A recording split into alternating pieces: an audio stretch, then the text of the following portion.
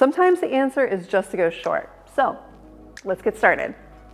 Hey everyone, Cassie here with Schwarzkopf Professional. I'm here with my lovely model, Michelle, and we are gonna be doing a super fun spring makeover for her. I spoke to her earlier. She wants to lose some of this length.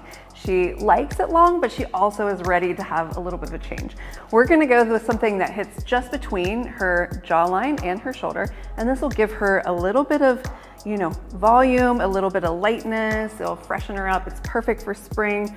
We're going to also add a few layers so that her hair isn't quite so flat. Let's get started. We're starting with her hair combed all the way back. And I'm doing this because it's gonna make it easier for me to create this profile parting. So first, I just wanna find out where the center is. I'm gonna take a little look in the mirror here. And then I comb my hair to the side. And again, the reason I do this is because I'm trying to make my hair go in the direction that I'm gonna create parts in. I'm gonna go below the occipital bone. She has a bit of a peak inside of her hairline. So it's important to make sure I'm getting hair that goes all the way above that so that I have enough hair to give me a nice perimeter in my first cut. Right about here is where I want it to land. So I take the comb, or I take my scissors in the back, and I do this so I get all the little hairs off of her neck. I cut in the middle first, and then move side to side.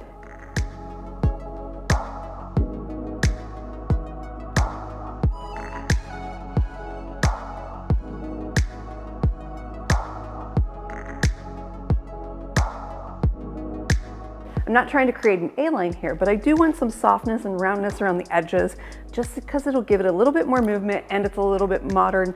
That's kind of what we're seeing right now. I'm going to move through and create my next section, and I'll just be working on this side, so one side at a time. And I'll be following that line from the back all the way to the front. I'm going to keep continually moving around with my line around the head as opposed to like over directing or moving it in any space.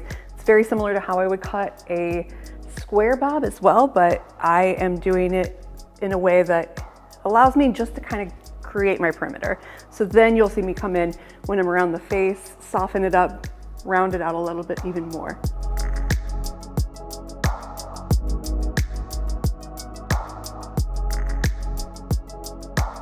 Now I'll continue to keep working this one side all the way until I've completed this half of the head. Then I'm gonna do the opposite side.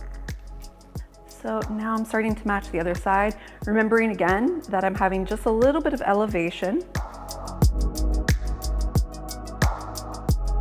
And now I'm about to match the front. So I just wanna do another quick cross check here to get my levels and make sure that I'm even before I start to add to the side. I need to come back in and follow my guide around. And there it is, that's exactly right. So nice and even all the way through, and then I'm gonna continue my next section. My hair is drying slightly as we're working through it, and that's okay. It kind of allows me to see how the shape is going to move as it dries. I'm not over pressed about getting it incredibly wet again.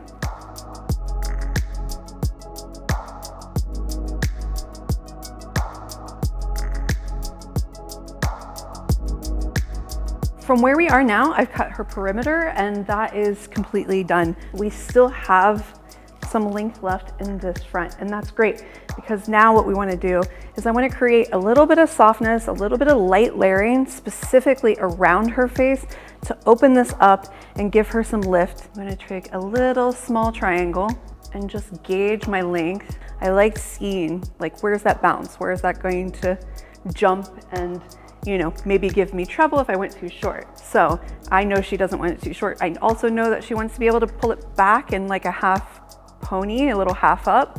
So I'm gonna take a little bit of that as my guide, knowing where we're gonna start from. And then I'm gonna come in right here and just do a little bit of a slide cut to give me a guide. Now from that point, I'm going to come across because I want this to flow away from her face.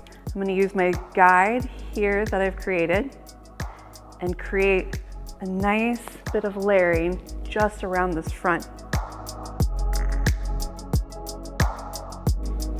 Find my guide, I see my guide in there, great.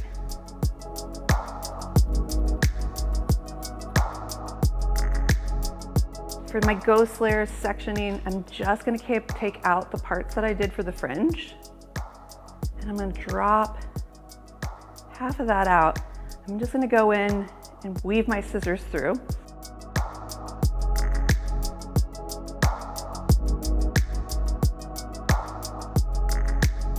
This is where I feel like you get a lot of weight. So it's a very visual way to do this, but I'm looking at where I see a lot of weight, a lot of distribution of weight, and how I want to remove some of that to get a lot more movement. And notice I'm not going too close to the scalp. I'm staying in the lower third of the section. And I'm just weaving in and out of these areas. I don't want to disturb my base so much that you can't see that I have a nice strong line there.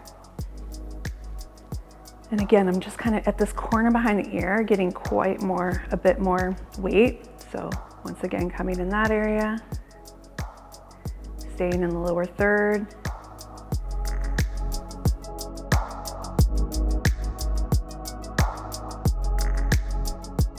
I'm gonna come back in when it's completely dry and make any additional adjustments that might be necessary once I have a final visual of her completed style. So I'll see you back here in just a minute. So for styling on Michelle, I used the Thickener by Session Label, and I love this product. It's great. It just gave me a little bit of texture, a little bit of movement. I used a round brush to just give some nice volume. I'm just going to take a little bit of the paste, just about that much, just through my hands like this, really rubbing it in, emulsifying it, just like that. I'm gonna come in underneath the hair, distribute it, and then just softly do a little bit of soft detailing so you can really see those pieces of hair. You can really see the movement and the shape. I think what's nice about this is that she can wear it either direction. It's created a nice round shape with lots of little soft movement and layers in here. This is gonna be so easy for her to style. It's gonna be very just wake up and go. She can put a little product in it, even leave with it half dry, half wet if she wants to. It's got tons of movement. What do you think? Do you like it? I love it. Yeah, good, good. We hope you love it too. If you did, please let us know what you think in the comments below. Don't forget to follow us here on YouTube as well as our E Academy.